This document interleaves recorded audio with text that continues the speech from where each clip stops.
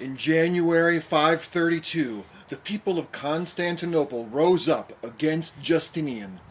The Nika insurrection left much of the city a smoking ruin.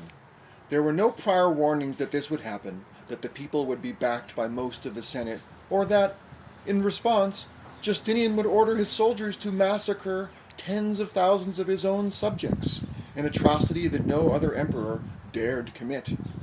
It is one thing to assassinate the likes of Vitellius, but another to slaughter the Roman populace. A month earlier, Justinian had defined emperors in true republican fashion as men who work day and night on the people's behalf.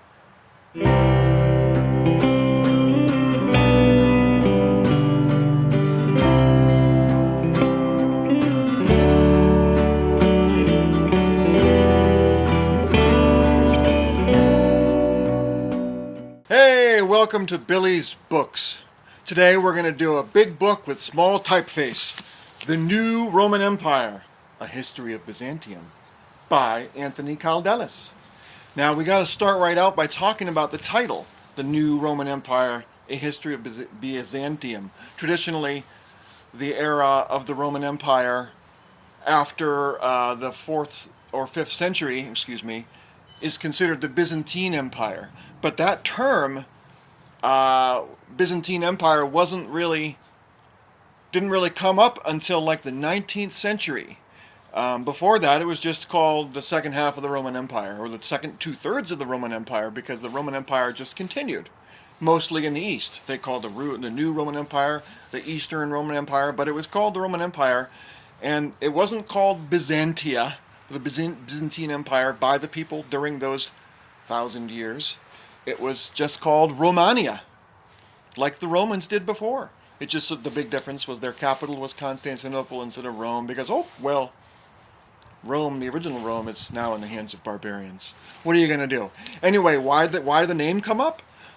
There was, in the 19th century, when nationalism was rising and stuff like that, there was a lot of Western European distrust of the Greeks, and there was even some rumors or suspicions of Russian influence on Greece.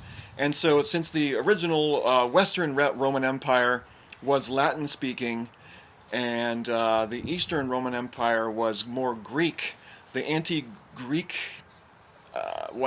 made the Western Europe that associated with the original Roman Empire want to disassociate. So they're like, we'll just call that last 1,000 years of the empire something different. So that the original Roman Empire still has a cool name and isn't Greekish. But so it's a derogatory term actually. So this professor says no, it's Romania. It's the new Roman Empire. Byzantium. The reason it was even called the Byzantine Empire is before Constantine turned that city into Constantinople. Before Constantinople, it was called Byzantium, and of course now it's there's that song. It was just a small town called Byzantium that when Constantinople adopted it, when Constantine adopted it, he turned it into Constantinople and made a big to-do about it. Rome was the metropolis, which means mother city to the younger, prettier Constantinople. And so at that time, and also another reason, I'm not going to explain the whole split between the two things, but it was a big deal, and you could tell things were moving differently when Constantine redirected the food boats from the North Africa from Rome and instead to Constantinople. That was a death knell right there. One of the cool things about the Roman Empire that supposedly lasted throughout was that it was actually a bit of a republic, and even when the emperor was an emperor, he still, one of his primary goals, or his or her, because there were some female empresses, was to protect the people, and little people could come and challenge things that happened, and the government would actually represent them, or be their champion, or at least one of their agents.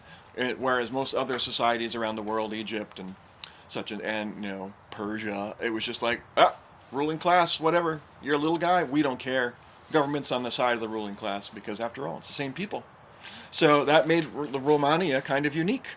And later on, that comes the issue when the barbarians or the Persians or whoever come and attack them and take over, their culture changed quite a bit. Emperor is the champion of the poor against the rich. The big thing about, of course, one of the big changes with Constantine is the change the change to Christianity. And the question is, the idea originally of Christianity was it would change Rome, but in fact Rome changed Christianity quite a bit. So the culture of Christianity adapted to Rome's edicts more than Rome adapted to the culture of Christianity. You can read between the lines. If supposedly the idea of Christianity is, kindness and peace and the Lamb of God and all that stuff, but in fact it just became more warrior-like, which Rome already was, and didn't change Rome much for a long time. And of course the Christians all fought about their identities and stuff. I'm going to read one of these quotes here from page 74. Some martyrs refused to say anything to their tormentors other than, "I am a Christian."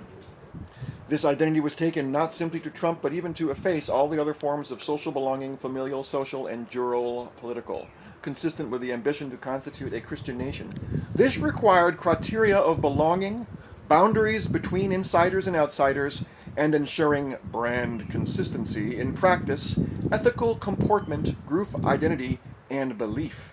It also led perhaps to some of the more extraordinary things that Christians were expected to believe, for group solidarity is established more securely on outlandish claims than obvious ones, which can also be held by outsiders. I think that's a really interesting quote. The church paradoxically combined humility with strong feelings of superiority over others. How's that for a mix? The gap between ideal and reality in Christianity had never been wider. In attacking pagans, Christian advocates such as John Chrysostom like to say that Greek doctrines were false because they were based on merely human disputations, doubts, and disagreements, whereas Christian truth was based on the infallible Word of God, capitalized. But whose version of it?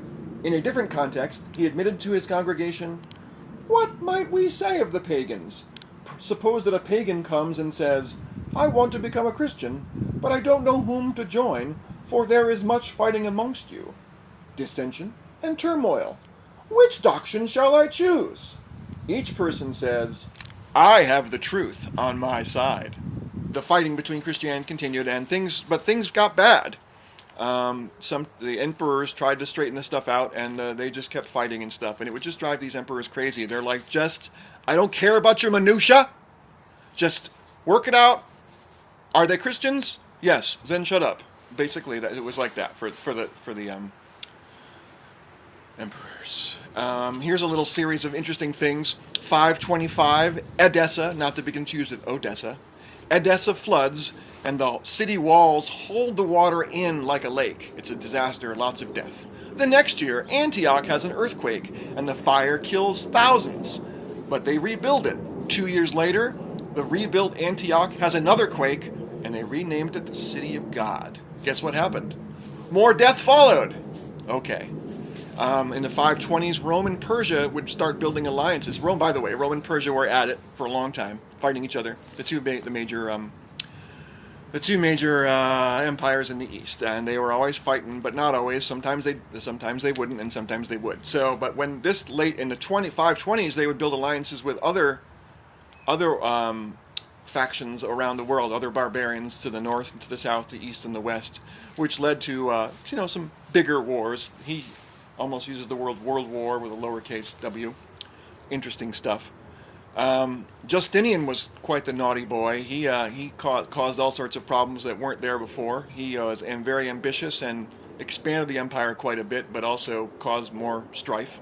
So when he was gone, the strife continued without him. That's the way great men work, right? Justinian had done there were a lot of cool compromises between nations and factions that he undid, causing strife that wasn't necessary. And the Persians, after a while, would start really making inroads and taking large chunks of the empire. And this author disputes a lot of sentiments that other historians have, one of the historians, one of the things that is really common that drives him crazy, and he says, no, is, oh, well, an empires come and empires rise, but the peasants, they just, it was just another day for them. They didn't really care who was in government because they were peasants either way. He says, no, that is not true. Proponents of soft occupation focus on routine transactions and negative archaeology, which is what they'd read about. People who were saying that were like, oh yeah, well you look at the books and there was still lots of commerce, therefore everything was fine.